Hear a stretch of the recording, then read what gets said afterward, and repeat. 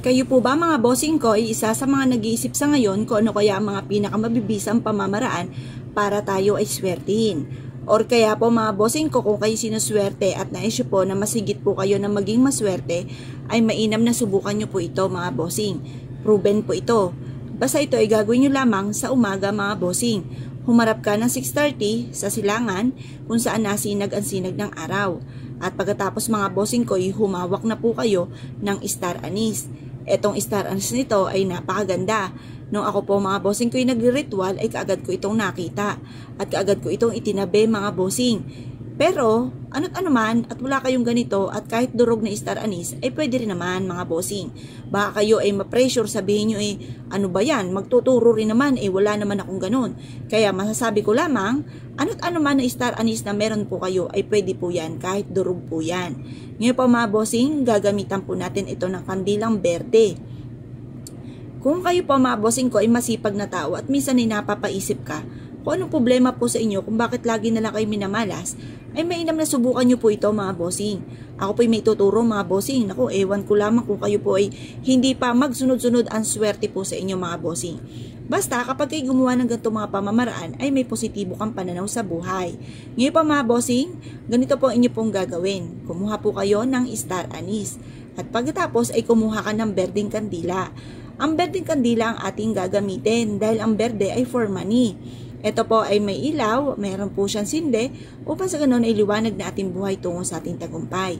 Ang sabi nga po nila mga bossing, kapag marami ka mga problema pinagdadaanan, gamitan nyo ito ng mga powerful kagaya ng kandila mga bossing at ganoon din po ang star anise. Ang gawin nyo lamang mga bossing ko ay mag-wish po kayo. Sabihin nyo po sa pamamagitan nito ay magtutuloy-tuloy na ang pasok ng swerte at kailanman hindi na ako mamumblema tungkol sa usapin ng pera. Kung mapapansin ninyo ay napakaganda ng sinde ng ating kandila. Isang good sign po yan mga bossing ko na may swerteng darating. Dahil mga akala mo'y sumasayaw ang ating kandila, yan po ay nagdidiwang dahil sa swerteng darating at napakaganda ng sindi po niya. Yan po isa sa mga pinakamaganda na dapat po ay ganyan ang maging itsura ng ating kandila. Huwag po ito na pasindi-sindi po niya ay parang papatay-patay yung sindi, wag pong ganon, dahil nagdudulot po ito ng malas. Yan po ay negative sign, kaya mag-focus ka lalo sa inyong kahilingan. Ngayon po mga bossing, para makatawag tayo ng swerte, itatapat nyo lamang po at tayo magsisindi ng star anise. Ang sindi nito mga bossing ko at ang aroma nito ay napakabango. Kaya magukol kayo ng panalangin habang kayo ay nagsisindi. Sa pamamagitan nito ay magtutuloy-tuloy na ang pasok ng swerte at kailanman hindi na ako mamumblema tungkol sa usapin ng pera. I-wish nyo na ng todo-todo ang gusto po ninyo mga bossing na nakaharap ka sa may silangan.